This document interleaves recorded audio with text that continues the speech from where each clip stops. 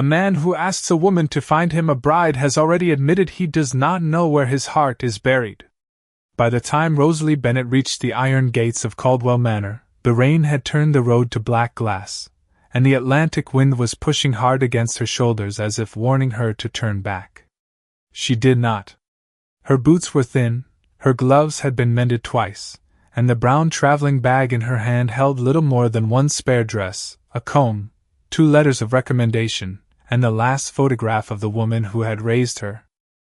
Behind her, 20 miles inland, Mrs. Eliza Bennet lay in a rented room above a shuttered bakery, coughing through the damp Maine nights while a doctor spoke gently of medicines Rosalie could not afford.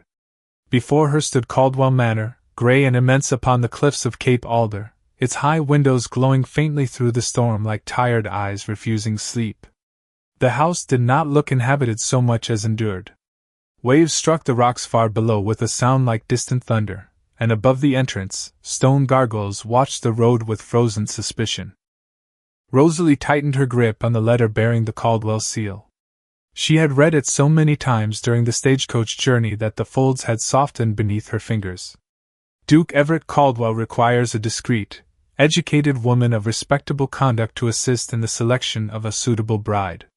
Compensation generous. Lodging included. Silence expected. It was the strangest employment notice she had ever answered, and the only one that had not asked whether she possessed family, fortune, or influence. A footman opened the door before she could knock a second time. Warmth touched her face, but it did not comfort her. The entrance hall rose above her in dark oak, marble, and candlelight, with a staircase curving upward like the spine of some sleeping creature. Portraits lined the walls, each noble face paler and prouder than the last. At the far end of the hall, a black-draped doorway led toward the east wing, where the air seemed colder, though no window was open. "Miss Bennet," the butler said, his voice polished smooth by years of restraint. "His Grace is expecting you." Rosalie followed him across the marble floor, conscious of the rainwater dripping from the hem of her cloak. She had been in fine houses before, but only through service doors, never beneath chandeliers bright enough to reveal every worn seam in her clothing. The butler led her to a library whose shelves climbed nearly to the ceiling. A fire burned in the hearth, not cheerfully, but with the disciplined obedience of a servant. Duke Everett Caldwell stood beside the mantel, one hand resting on the carved stone, his tall figure dressed in black, his face composed with the grave stillness of a man who had made peace with being alone. He was not old, perhaps not yet 40, but grief had settled around him with the authority of age. His dark hair held a trace of silver at the temples, and his eyes, a clear gray like winter water, moved over Rosalie without rudeness, without warmth, and without surprise. "Miss Bennet," he said, "you are punctual despite the weather. I could not afford to be otherwise, Your Grace." Something almost changed in his expression. Almost. He gestured to the chair opposite his desk. She remained standing until he sat, then took her place with careful dignity. A folder lay before him, tied with blue ribbon. "You understand the nature of the position? You wish me to identify, examine, and present suitable candidates for marriage." "Not marriage," he corrected. "A duchess." The word entered the room like another person. Rosalie folded her damp gloves in her lap. "Then you require someone with lineage, discipline, social grace, and enough sense not to mistake title for affection." His gaze sharpened. "That is a practical answer. It is a practical position." "Good. I have no use for romantic invention." He opened the folder and removed several letters embossed with seals from old families across New England. "My late father's will contains an unfortunate condition. If I do not remarry before my 39th birthday, certain holdings pass to relatives who have neither mercy nor restraint. Caldwell cannot be left to them. I require a wife who understands duty, produces no scandal, and asks very little of me." Rosalie heard the emptiness beneath the elegance. "Not cruelty. Exhaustion. And what will your Grace ask of her?" He looked toward the rain-black window. "Her name. Her composure. Her presence at my table. Nothing more?" "Nothing more." The answer should have comforted her. It did not. It made the room feel colder. He turned back. You will compile 7 names. No more. I dislike excess choice. You will arrange interviews, dinners, correspondence, and any necessary social occasions. You will observe what I cannot. What is that, Your Grace? The truth people reveal when they believe the most powerful man in the room is not listening. Rosalie lowered her eyes, not in submission, but to hide the fact that she understood too well. And when I have found the right woman? You will be paid in full and return safely wherever you choose. Returned. Like a parcel. Like a borrowed book. She touched the edge of the photograph inside her bag and thought of Mrs. Bennet counting coins by candlelight. Then I accept. Everett studied her for a moment longer than courtesy required. Her face was pale from cold, her chestnut hair pinned plainly beneath a rain-dark bonnet, her dress modest and unfashionable, yet there was something in the way she sat in that vast room, small but unbent, that unsettled him. Most people entered Caldwell Manor wanting something from him. Fear. Favor. Marriage. Money. Rosalie Bennet wanted only to survive the bargain she had made. He reached for a pen. You must understand one thing before we proceed, Miss Bennet. You are not here to pity me, reform me, or imagine yourself part of this house. Rosalie met his eyes then, and for the first time that evening, the wind seemed to pause against the glass. I would not presume to belong where I have only been hired to serve. The words were proper. Quiet. Almost invisible. Yet something in them struck him with unexpected force. Everett signed the contract, and slid it across the desk. Rosalie signed beneath his name, her hand steady despite the cold that still clung to her bones. Outside, the sea battered the cliffs. Inside, the ink dried between them like a vow neither understood.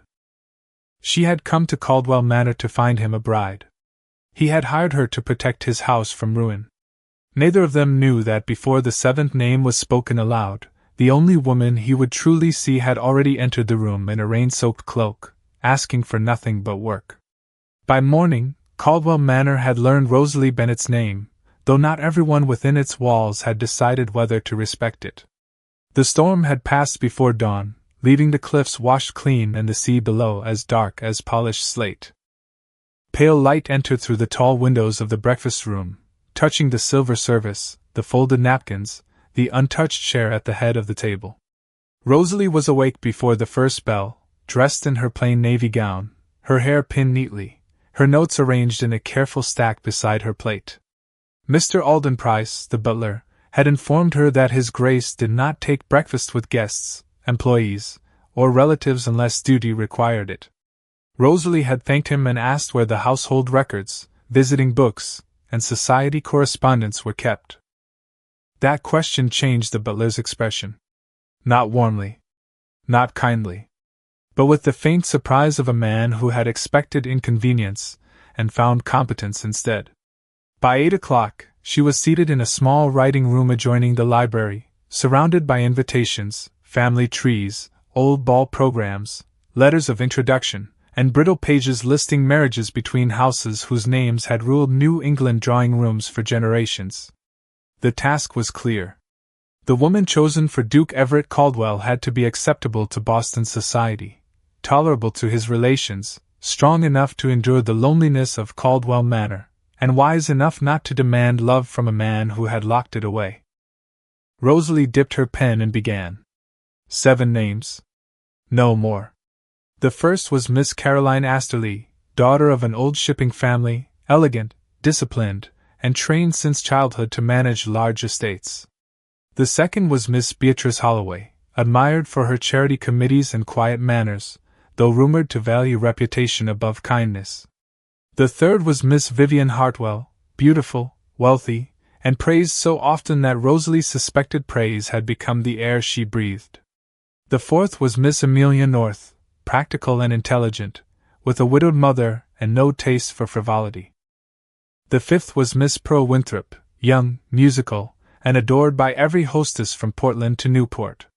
The sixth was Miss Margaret Ellery, whose family connections could silence nearly any objection raised by Lady Marjorie Caldwell.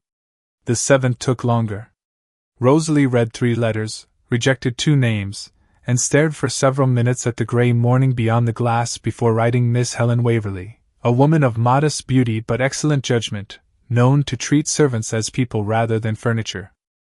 That mattered, even if no one had asked Rosalie to consider it.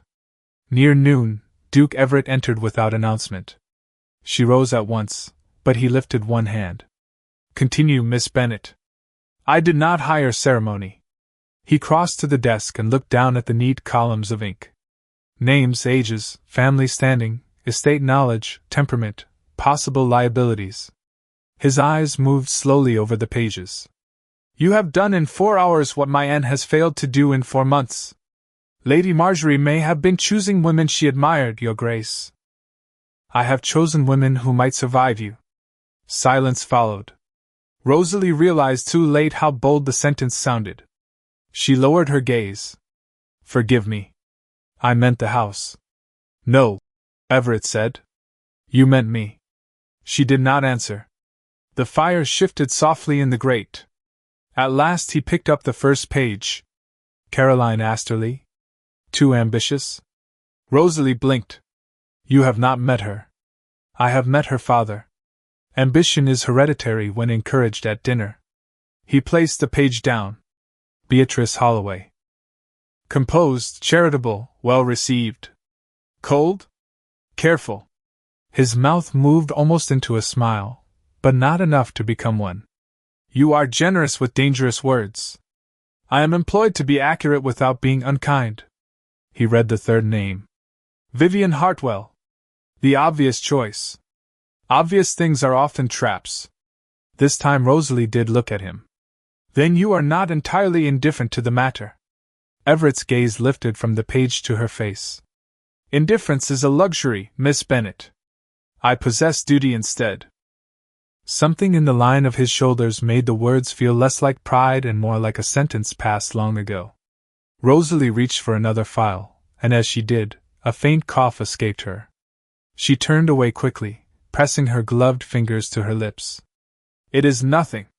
Everett's attention sharpened. "You arrived soaked through last night." "So did the road, Your Grace." "That is not an answer. It is the only one that does not waste your time." He looked at her hands then, truly looked, and saw the slight tremor she had hidden beneath discipline. Not fear. Cold. Fatigue. Hunger, perhaps. The realization disturbed him more than it should have. He moved to the bell cord and pulled it once. Rosalie straightened. "Your Grace, I do not require anything." "I did not ask what you require." When Mr. Price appeared, Everett spoke without turning. "Tea. Bread. Broth. And have Mrs. Vale send a warmer shawl." The butler's eyes flickered briefly toward Rosalie before he bowed. "At once, Your Grace." Heat rose to Rosalie's cheeks, not from comfort but from the humiliation of being noticed in her need. "I assure you, I can work without special attention." Everett returned to the desk. "Then work with it." The words were cool, almost dismissive. Yet the room had changed. Rosalie bent over her notes again, trying to steady the quick, foolish ache in her chest. She told herself he had acted from practicality. A sick employee would delay the search. Nothing more. Across from her, Everett studied the 7 names she had given him, but his thoughts refused to remain on any of them. The list was excellent. The candidates were suitable. The duty was advancing exactly as required. And still, when he looked back at the page, the only name not written there was the one his mind had begun to remember. The first candidate arrived on a Thursday afternoon, when the fog from the Atlantic climbed the cliffs and wrapped Caldwell Manor in a veil so pale that even the black iron gates seemed to float in a dream. Miss Caroline Asterley came in a polished carriage drawn by 2 bay horses, with a maid, 3 trunks, and a mother who inspected the entrance hall as though she had already begun deciding which portraits ought to be moved. Rosalie stood near the staircase with her notebook closed against her waist, dressed in grey wool, quiet enough to be mistaken for part of the house. Duke Everett Caldwell descended at precisely 4 o'clock, his black coat immaculate, his expression unreadable, his presence turning every whisper into posture. Miss Astley was beautiful in the way society rewarded, tall, pale, composed, with golden hair arranged beneath a feathered hat and a smile that revealed nothing except excellent training. She curtsied with perfect depth. Everett bowed with perfect distance. Rosalie watched both and understood at once that perfection could be a kind of wall. Tea was served in the west parlor, where the windows faced the sea and the fire gave more light than warmth. Lady Marjorie Caldwell joined them, wearing amethyst silk and the satisfied expression of a woman who believed events should obey her. Miss Astley has managed her father's Newport house since she was 17, Lady Marjorie said, as if presenting a certificate of ownership. She understands staff, budgets, dinners, and the importance of appearances. Miss Astley smiled. A great house must be led with firmness. Affection makes servants forget their place. Rosalie's pencil did not move, but her hand stilled. Everett noticed. He should have been listening to the young woman across from him, yet his eyes shifted, almost against his will, to Rosalie's fingers resting on the notebook. One small pause. One quiet judgment. More honest than all the pretty phrases pouring into the room. "And what would you make of Caldwell Manor?" Everett asked. Miss Astley glanced toward the dark paneling, the heavy curtains, the corners where old grief had gathered like dust. "It is impressive, Your Grace, but rather severe. With the proper hostess, it could become fashionable again. The east wing should be opened. The old mourning symbols removed. Guests dislike being reminded of sorrow." Lady Marjorie nodded approvingly. Rosalie looked down. She had never met the late Duchess, had no right to defend memory inside a house that was not hers, yet the sentence seemed cruel in its cleanliness. As though sorrow were a stain to be scrubbed from wood. Everett's face did not change. "You believe grief should be hidden for the comfort of guests?" Miss Astley gave a soft laugh. "I believe a duke must not allow the past to dictate the future." It was an excellent answer. Sensible. Polished. Empty. Tea continued. The conversation moved to charities, winter balls, estate repairs, and the importance of securing alliances before unsuitable relatives grew bold. Miss Astley answered every question well. Too well. When a footman, nervous beneath Lady Marjorie's stare, spilled a few drops of cream onto the saucer beside her cup, Miss Astley did not raise her voice. She merely looked at him with such delicate contempt that the young man's face lost color. "Perhaps," she said lightly, "Caldwell Manor would benefit from stricter hiring." Rosalie felt the words land as sharply as a slap, though no hand had been raised. Before she could stop herself, she moved one step forward. Not enough to intrude. Enough to draw the footman's attention. She took the stained saucer with calm efficiency and replaced it with a clean one from the sideboard. "Thank you, Thomas," she said quietly. "That will be all." The footman bowed, grateful beyond speech, and withdrew. Miss Astley looked at Rosalie for the first time. Truly looked. "How kind," she said. "His Grace's secretary knows the servants by name." "Everyone in a house has a name," Rosalie replied before she could weigh the cost of speaking. The room went still. Lady Marjorie's eyes hardened. Everett set his cup down without a sound. Miss Astley's smile thinned. "How democratic!" Rosalie lowered her gaze. "How practical, Miss Astley! A house runs better when the people inside it are remembered." For one breath, no one moved. Then Everett spoke. "Miss Bennet is correct." He said it simply, almost coldly, but the words struck the room with the authority of a door closing. Lady Marjorie's fan paused in midair. Miss Astley recovered with admirable speed, but something brittle had entered her expression. The interview ended half an hour later, with all courtesies observed and nothing improper spoken.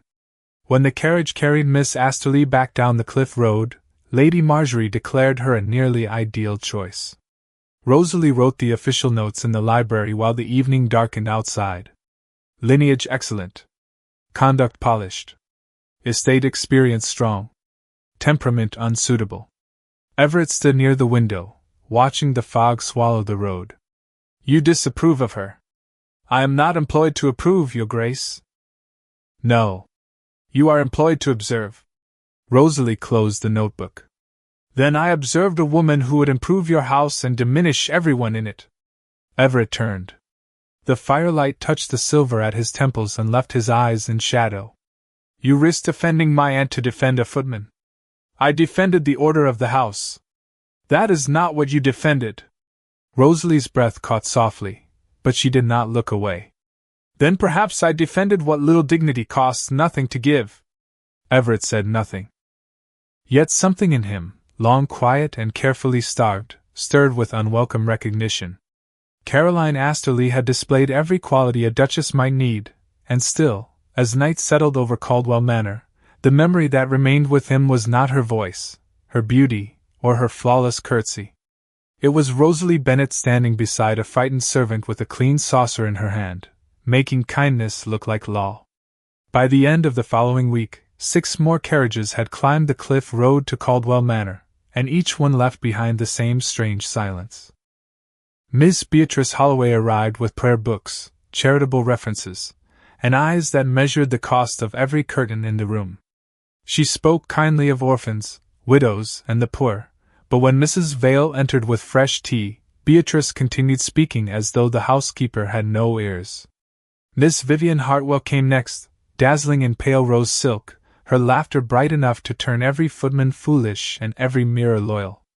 She praised Caldwell Manor, praised the sea, praised Lady Marjorie, praised even the weather, yet the moment Duke Everett asked what she valued in marriage, she answered, security, influence, and a husband sensible enough not to demand sentiment. Lady Marjorie called it maturity. Rosalie wrote, hard-practiced, not sincere. Miss Amelia North arrived on a clear morning with sensible gloves and a mind sharp enough to make Everett listen for nearly half an hour. She knew acreage, tenant leases, coal prices, and the difference between economy and neglect. Rosalie admired her despite herself. Yet when Amelia walked through the portrait gallery, she paused before the veiled painting of the late Duchess and said, a future wife would need that removed before her arrival. No woman should be expected to dine with a ghost. Everett said nothing, but Rosalie saw his hand close once behind his back, the only sign that the sentence had found bone. Miss Pearl Winthrop played the piano beautifully. Her music filled the west parlor like warm rain, and for a moment even the servants paused in the corridor to listen. But when the final note faded, Pearl looked at Duke Everett with wide blue eyes and confessed that the cliffs frightened her, the house felt too somber, and she could never sleep so near the sound of the sea. Miss Margaret Ellery brought 3 letters from powerful families, all of them excellent, all of them heavy with obligation. She asked no improper questions, made no obvious mistake, and left no impression at all. Miss Helen Waverley, the 7th, was quiet, kind, and plainly intelligent. She thanked the footman, spoke respectfully to Mrs. Vale, and admitted without embarrassment that Caldwell Manor would require patience, not decoration. For the first time, Rosalie wrote a recommendation without hesitation. Suitable. Steady. Humane. If Duke Caldwell must marry, this woman may do the least harm to him. The sentence troubled her after she wrote it. Him. Not the estate. Not the will. Not the title. Him. That evening, the rain returned, soft at first, then steady against the library windows. Rosalie worked by lamplight, arranging the final reports while Everett stood at the shelves pretending to search for a book. The pretense was poor. He had taken down the same volume twice. You favor Miss Waverley, he said. I favor your peace, Your Grace. That is not the answer I expected. It is the honest one. He turned slightly. And do you believe she could give me peace? Rosalie kept her eyes on the page. No one gives peace, Your Grace. But some people do not disturb what little remains. The room became very still. Outside, the sea wind pressed rain against the glass and silver lines. Everett watched the bowed curve of Rosalie's head, the plainness of her dress, the careful restraint in every movement. Over the past week, the finest women in 3 states had sat across from him, each carrying beauty, rank, money, or influence. Yet his memory betrayed him. It kept returning to Rosalie in the margins, Rosalie standing beside a nervous servant, Rosalie noticing that the library fire had burned low, Rosalie placing fresh paper beneath his hand before he reached for it, Rosalie pausing at the east corridor, as though she heard sorrow breathing behind the locked doors. She never demanded attention. That was precisely why he noticed her. "You are very skilled at disappearing," he said. Her pen stopped. "That is often the safest way to remain employed." "Who taught you that?" She hesitated, and in that brief silence he saw a locked room inside her that matched too many of his own. "Life is an efficient instructor." The answer was light. Too light. Everett took one step closer to the desk. "Miss Bennet." She looked up then, and the lamplight revealed the fatigue beneath her composure. Not weakness. Endurance worn thin.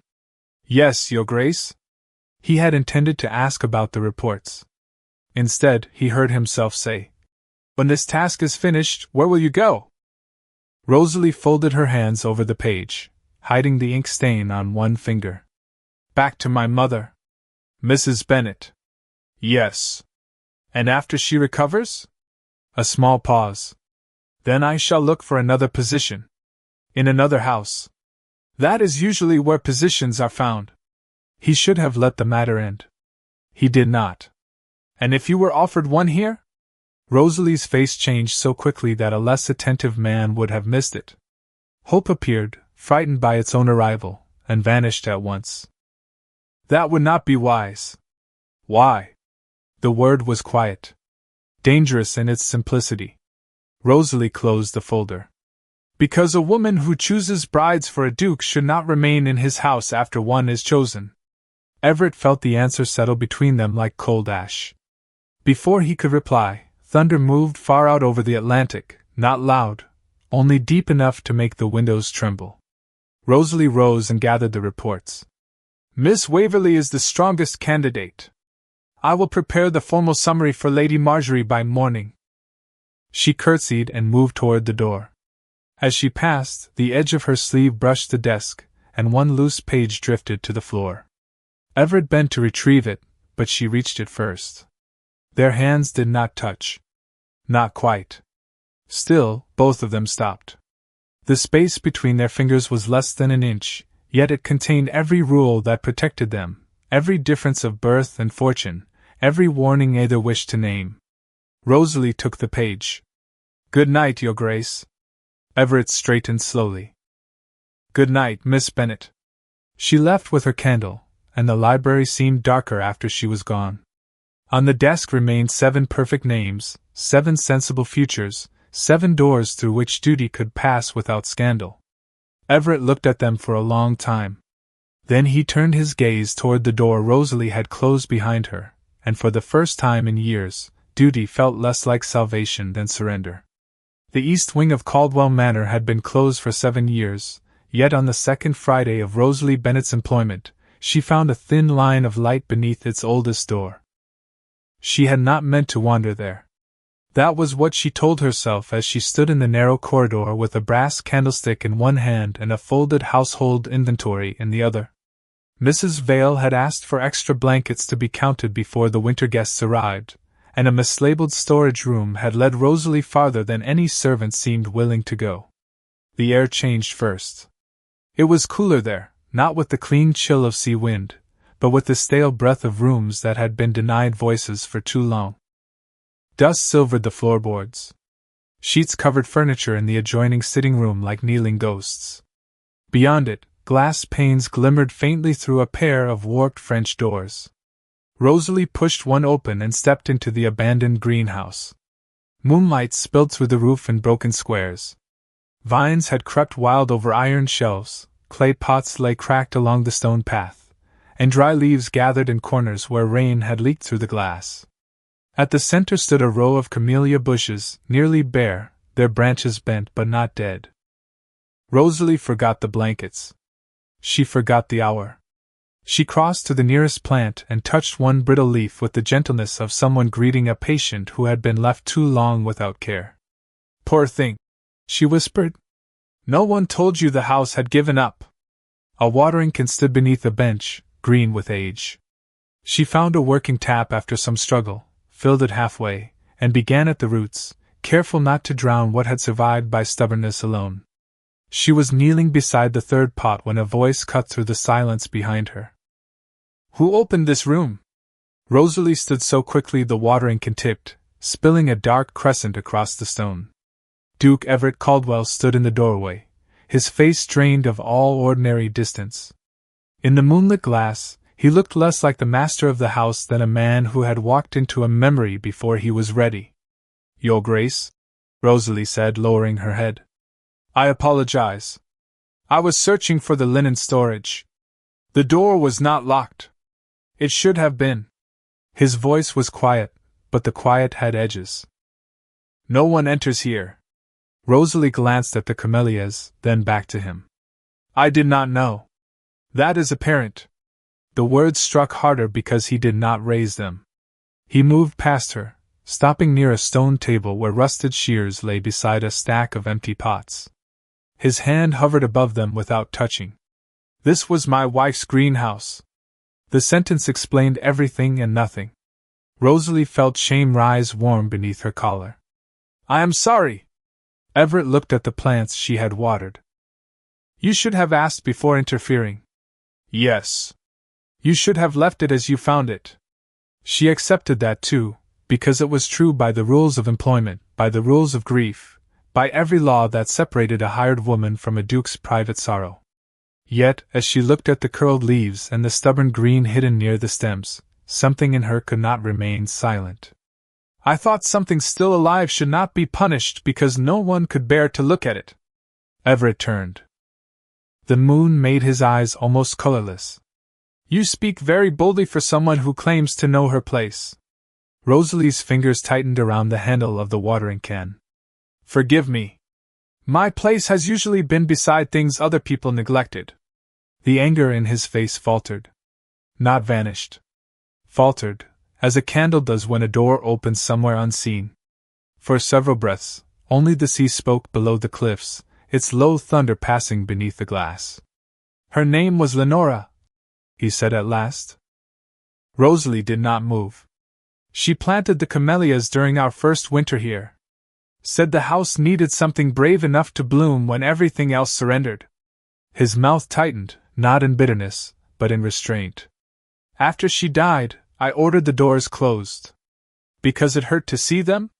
Because it hurt to see that they might live. Rosalie understood then. Not fully. No one fully enters another person's grief. But enough. She looked down at the water darkening the soil. My mother used to keep violets in cracked teacups. When we had to leave our last room, she carried them 3 miles because she said small lives become large when they are all one has left. Mrs. Bennet. Yes.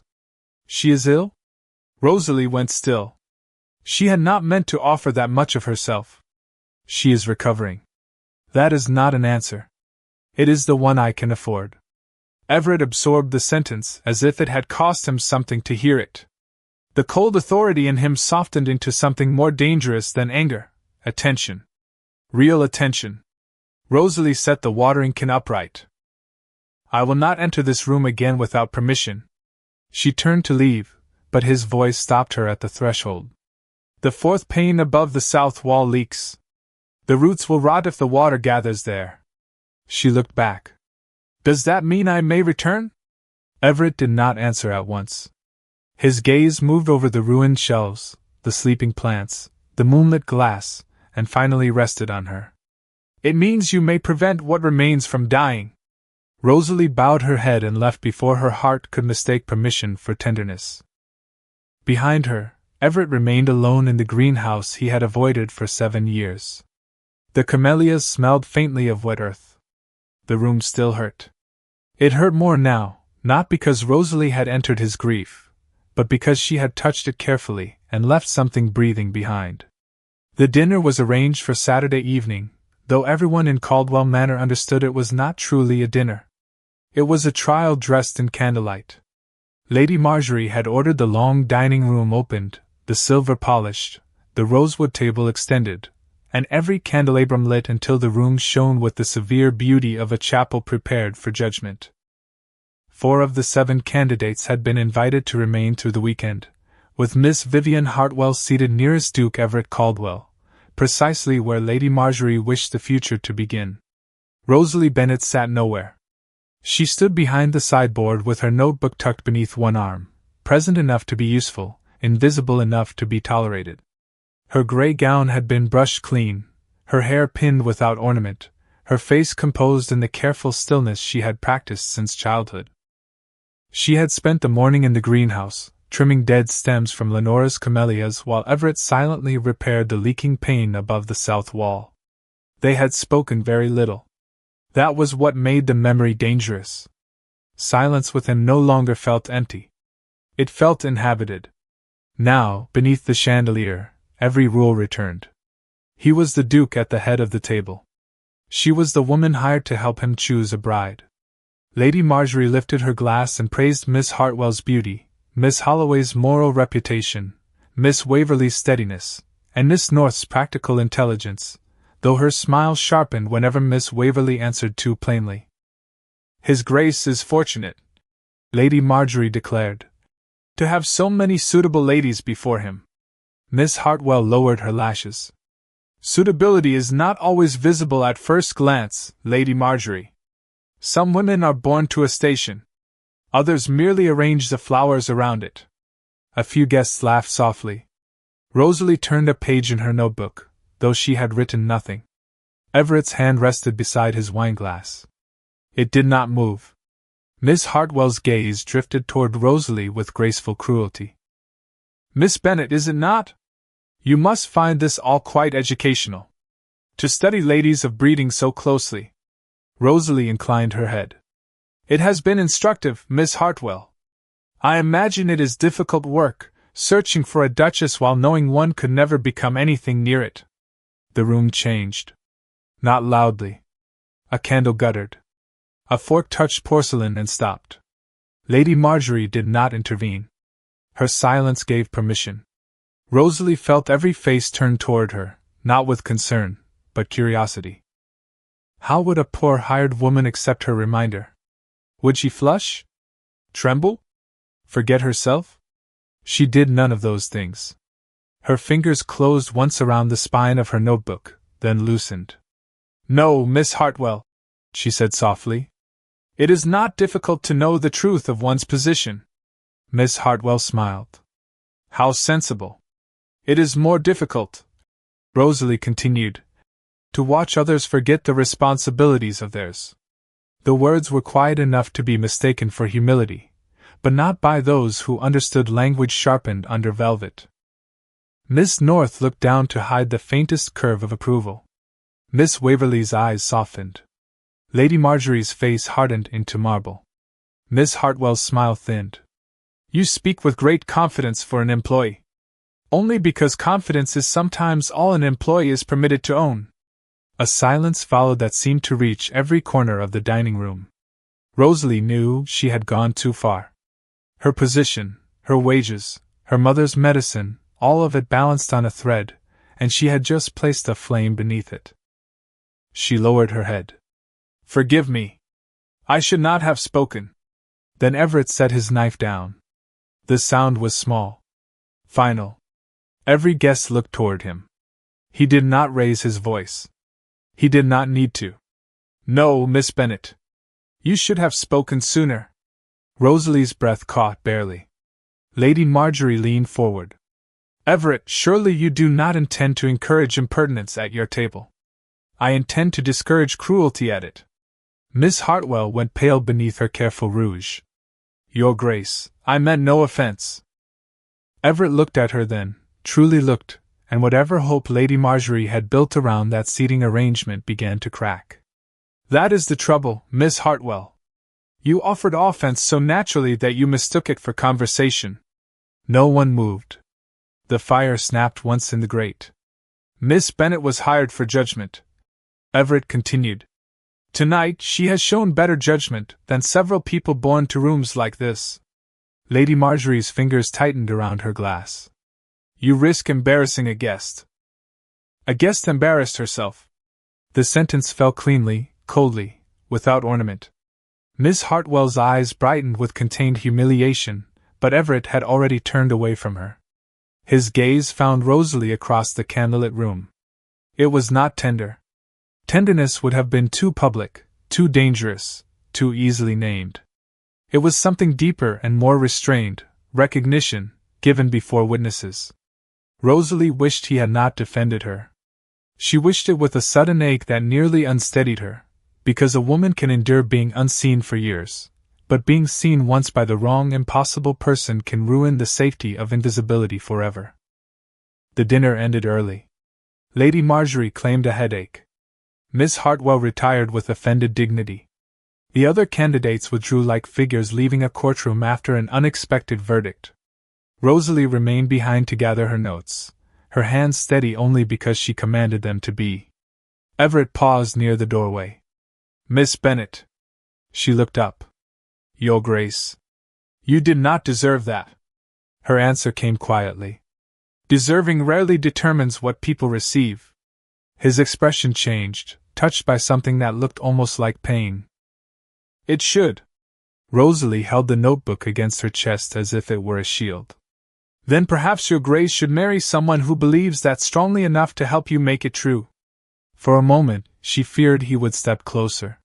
For a more frightening moment, she hoped he would.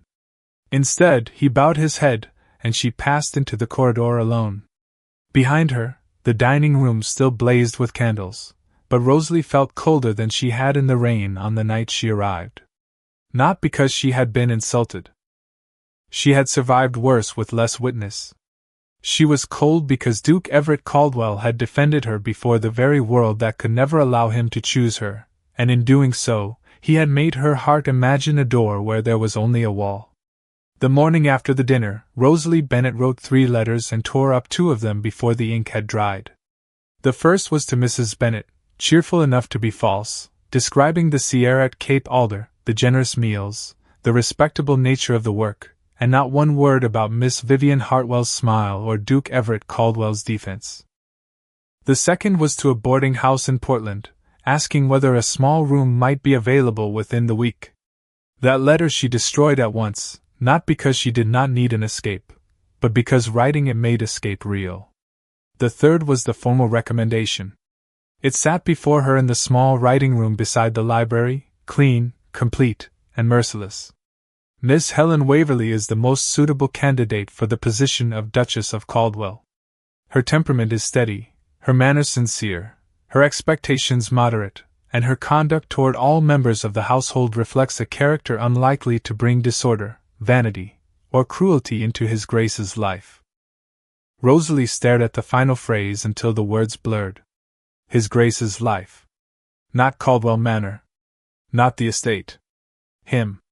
She dipped her pen again and forced herself to continue.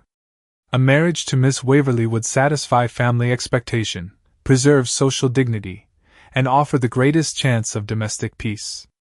The ink glistened black beneath the morning light. Domestic peace. A safe phrase. A useful phrase.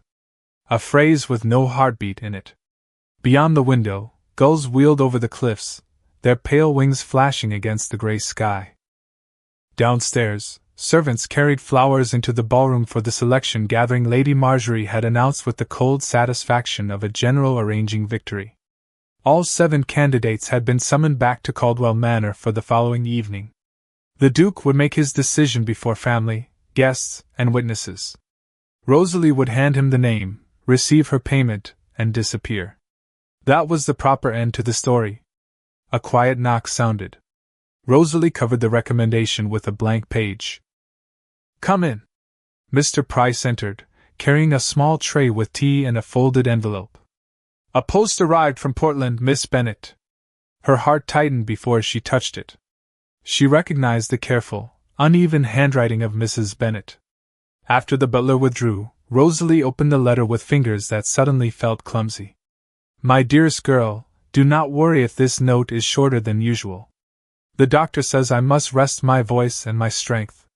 The new medicine has helped a little, though the landlady has asked again about rent. I told her my Rosalie would not forget me. I know you are among grand people now, but remember, child, grand rooms can be colder than poor ones when no kindness lives there. Keep your dignity. It is the only inheritance I could give you. Rosalie pressed the paper to her lips, but she did not cry. Not yet. She folded the letter carefully and placed it beside the recommendation, one truth resting beside another. Her mother needed money. Everett needed a duchess. Miss Waverley was kind. The answer was clear. Only her heart had become foolish enough to grieve clarity. She spent the afternoon in the greenhouse because work was safer than thought. The repaired pane held against the wind. The camellias, though still fragile, had begun to show the smallest signs of revival, a green insistence at the nodes, a softness returning to stems that had seemed lost. Rosalie trimmed dead leaves into a basket, and tried not to remember Everett standing beside her in the moonlight. You intend to recommend Miss Waverley? His voice came from the doorway. She did not start. Some part of her had known he would come. Yes, Your Grace. He stepped inside, closing the door against the draught. Because she is suitable. Because she is good. There is a difference. Yes. That is why I chose her. Everett looked at the camellias rather than at Rosalie. And what of Miss Hartwell? She would make a beautiful duchess. That was not my question. No. Rosalie set down the shears. She would make a dangerous one. The faintest shadow of a smile touched his mouth and vanished. You no longer fear speaking plainly. I fear it very much. I have simply run out of safer words. The honesty trembled between them. Everett came no closer, yet the greenhouse seemed to shrink around his stillness. After tomorrow, you will leave. Rosalie turned one brittle leaf between her fingers. That is customary. Custom can be amended. Not this one. His gaze found her then, and she wished for darkness, for distance, for any mercy that would allow her not to see what restraint cost him. Why? He asked. Rosalie breathed slowly. Because I was hired to help you choose a wife, and I have done so. Because your family will tolerate my usefulness but never my presence beyond it. Because people like me survive by knowing when gratitude has reached its limit. Is that what you think this is? I do not allow myself to think what it is. His hand rested on the back of an iron chair. And if I asked you to stay? Rosalie closed her eyes for one brief moment. When she opened them, her face was composed again, but something inside her had already broken quietly. Then I would remember that asking is easy for a duke. Refusing is the only protection left to a woman who owns nothing. Everett went very still. No anger. No pride.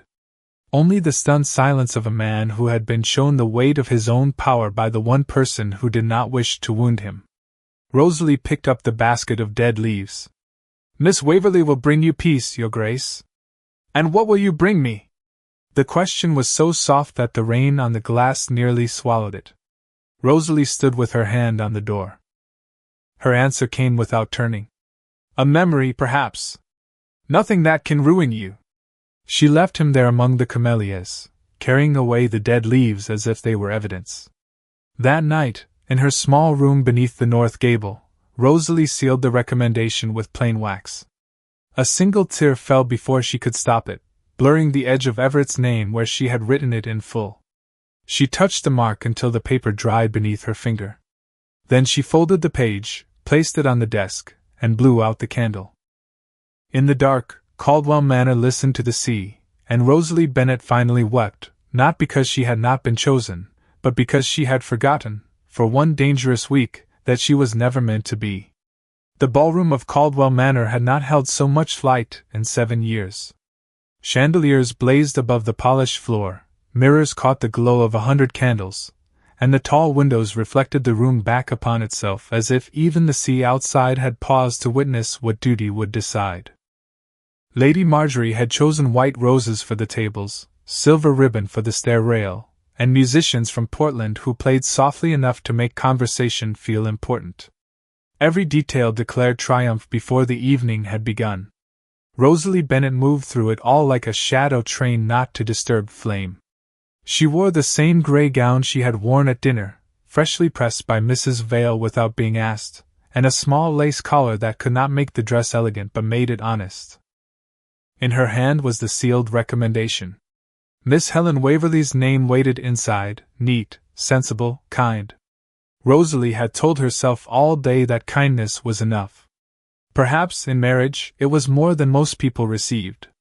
The 7 candidates stood beneath the chandeliers like different versions of the future. Miss Astley composed and proud. Miss Holloway serene and watchful. Miss Hartwell radiant with sharpened patience. Miss North plain-spoken and steady. Miss Winthrop lovely and nervous. Miss Ellery correct beyond reproach. Miss Waverley calm, gentle, and unaware that Rosalie had placed her closest to victory. Duke Everett Caldwell entered at 9 o'clock. The room altered around him. Conversation softened. Backs straightened. Lady Marjorie smiled as though she had summoned him by will alone. He wore black evening clothes and a white cravat, severe enough to make every ornament in the room look temporary. His gaze moved across the guests, across the 7 women, across the candles, and stopped only when it found Rosalie near the side of the room. She lowered her eyes at once. That was a mistake. He noticed that too. Lady Marjorie approached him with the satisfaction of someone placing a final card on a winning table. "Everett," she said, offering him the sealed page Rosalie had prepared. "Miss Bennet has completed her work. It is time." Rosalie stepped forward because she had to. Her feet felt strangely far away beneath her skirt. She held out the recommendation with both hands. "Your Grace." Everett accepted it, but his fingers brushed only the paper, not hers. Even that absence seemed deliberate. "This is your final judgment?" "Yes." "You are certain?" The question was quiet enough that only those nearest heard it.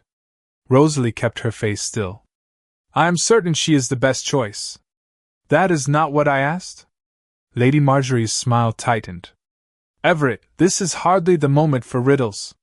He did not look at his aunt. He looked at the seal, then at Rosalie. "No. It is the moment for truth." He broke the wax. The sound was small, almost delicate. Rosalie felt it in her chest. He unfolded the page and read the name. Miss Helen Waverley. A murmur stirred through the room as if expectation had taken a breath. Miss Waverley lowered her eyes modestly. Lady Marjorie exhaled with relief. For one terrible second, Rosalie believed the story had ended exactly as it should. Then Everett folded the page again. "Miss Bennet," he said. Her heart struck once hard. "Yes, Your Grace? You have given me 7 names. As requested. You examined their families, their manners, their fortunes, their virtues, and their faults." "Yes." "You considered what each woman might bring to this house." "I did." His voice lowered. "Did you consider what this house might do to each woman?" Rosalie could not answer. The question moved through the ballroom, unsettling the air. Everett turned then, addressing the room with a calm that frightened those who knew him. "I asked for a duchess because I thought a title could be filled as one fills an empty chair at a table. I believed duty required a woman suitable enough to stand beside me and distant enough not to matter." Lady Marjorie went pale. "Everett," he continued, "Miss Waverley is kind. Miss North is intelligent. Several ladies here possess qualities any man of sense should admire." Miss Hartwell lifted her chin, ready to receive what she believed was delayed praise. Everett's eyes returned to Rosalie. "But none of them walked into my neglected house and treated its people as though they were alive. None of them defended a servant when silence would have been safer. None of them entered a dead greenhouse and understood that grief is not honored by letting everything in it wither." Rosalie's breath left her. Guests turned. Whispers sharpened. Lady Marjorie gripped her fan so tightly the ivory ribs bent. "Your Grace," Rosalie said softly, almost pleading. "Please do not." He heard the fear beneath the words. Not fear for herself alone. Fear for him. For scandal. For ruin. For the wall she had tried so carefully to preserve. That fear broke the last of his hesitation. You told me I asked easily because I am a duke, he said. So I will not ask easily now.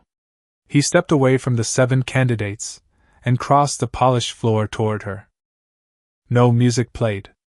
No one breathed loudly enough to be accused of existing. Rosalie stood motionless, the plain gray figure at the edge of all that brightness, while Everett stopped before her, as though the entire room had narrowed to the space between them. Rosalie Bennet, he said, speaking her full name before all of Caldwell's witnesses. You were hired to help me choose the woman fit to become Duchess of Caldwell. You succeeded more completely than either of us understood. Her eyes filled, but she did not let the tears fall. I am not on the list. For the first time that evening, his expression softened. That was the list's only failure. A sound moved through the ballroom, shock, disapproval, wonder, all tangled together. Lady Marjorie's voice cut through it. This is madness.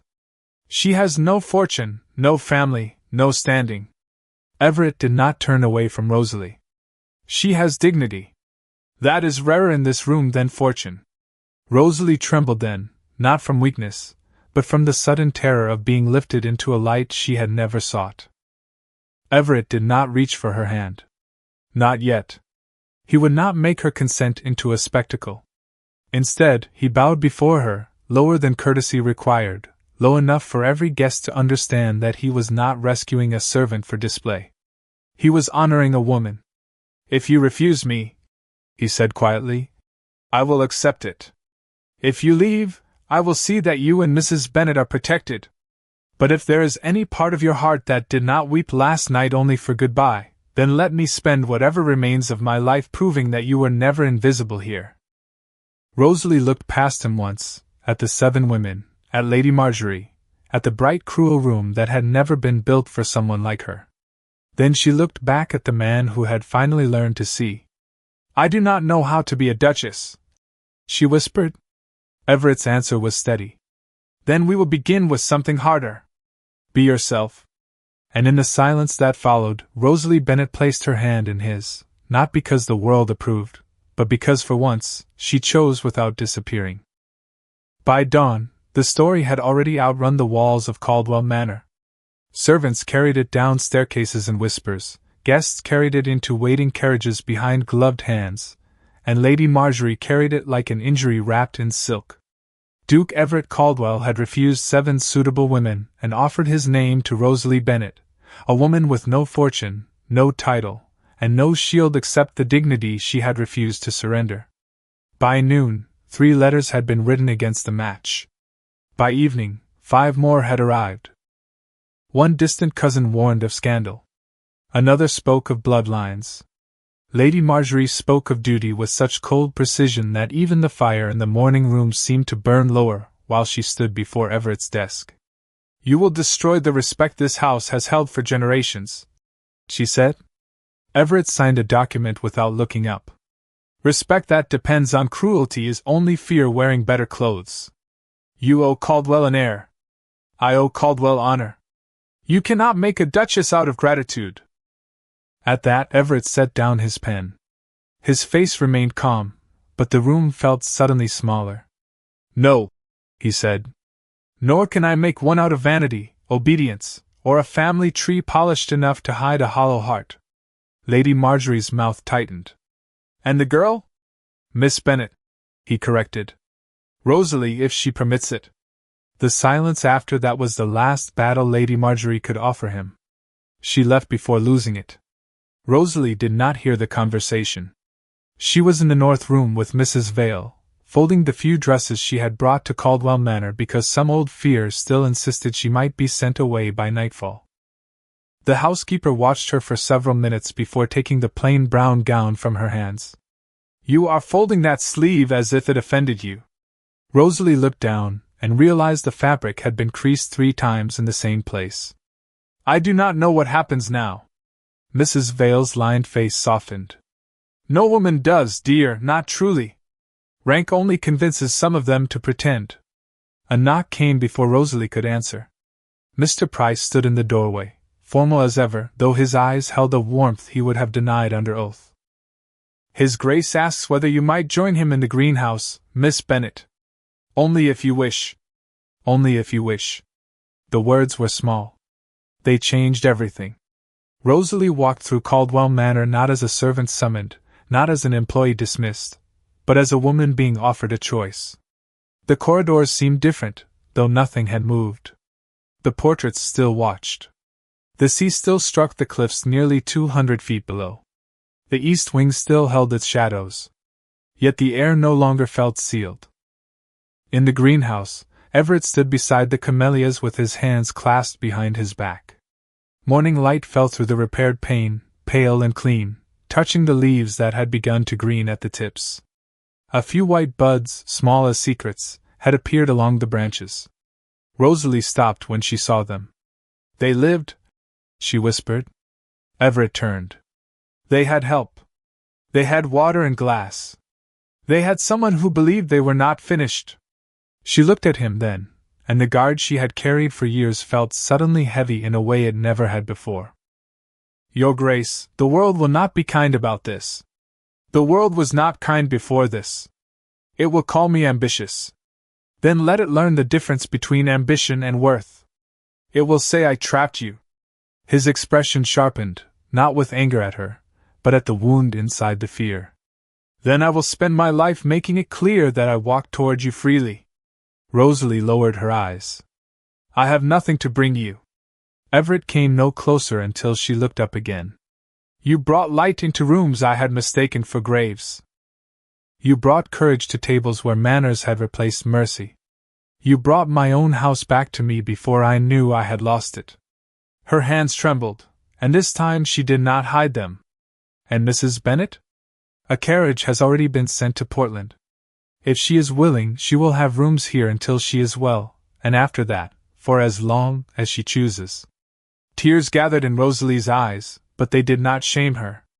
Not here. Not with him. You should have asked me before arranging that. For the first time, Everett almost smiled. You are right. I am still learning how not to command when I mean to care. The confession was quiet, imperfect, and therefore more precious than any vow spoken in a ballroom. Rosalie stepped toward the camellias and touched one unopened bud. Then I am still learning how not to run when kindness becomes real. They stood together in the fragile warmth, with no music, no witnesses, no 7 candidates glittering beneath chandeliers. Only the sea, the glass, the recovering flowers, and the difficult peace of 2 wounded souls choosing truth after years of surviving without it. In the weeks that followed, Caldwell Manor did not transform all at once. Great houses, like wounded hearts, do not heal because someone declares them healed. Lady Marjorie withdrew to Boston for the season, carrying her disapproval like a jeweled cane. Some invitations ceased. Others arrived out of curiosity rather than welcome. Rosalie endured whispers in drawing rooms, measured looks in church aisles, and letters addressed to her with titles crossed out and rewritten by uncertain hands. She answered none of them with bitterness. Everett answered several with remarkable brevity. Mrs. Bennet came to Caldwell in a blue wool shawl, frail but smiling, and wept when Rosalie showed her the room facing the gentler side of the cliffs. Mr. Price began saying, Her Grace, 1 week before the wedding, then pretended not to hear himself. Mrs. Vale ordered new curtains for the east wing, and told anyone who objected that sunlight was not a scandal. By spring, the camellias bloomed fully, white against dark leaves, brave enough to make the whole greenhouse seem forgiven.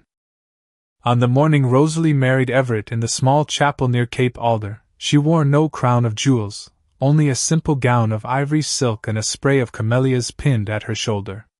The chapel was not crowded. That suited them. Mrs. Bennet sat in the front pew, holding a handkerchief in both hands. Miss Helen Waverley attended as a guest and kissed Rosalie's cheek with sincere happiness. Even Miss Amelia North sent a note wishing them a marriage governed by honesty rather than fashion. When Rosalie reached Everett, he did not look like a man rescued from duty. He looked like a man finally relieved of pretending duty was all he deserved. His vows were steady. Hers were quiet. Both were heard. Years later, people would still argue over whether Duke Caldwell had made an impossible choice or the only sensible one of his life. They would say he had lowered himself for love, or raised her by marriage, depending on which version best fed their pride. But inside Caldwell Manor, no one who mattered spoke of lowering or raising. The servants knew the house had grown warmer. The tenants knew the Duke listened more carefully. Mrs. Bennet knew her daughter no longer folded fear into every sleeve. And Everett knew that love had not arrived like lightning, loud and consuming. It had entered in a rain-soaked cloak, sat across from him with steady hands, and taught him that the heart does not always choose the brightest beauty in the room. Sometimes it chooses the quiet soul who sees what is dying and dares to water it. Some hearts do not need 7 perfect choices. They need one honest hand, one patient gaze, and one person brave enough to notice them before they disappear.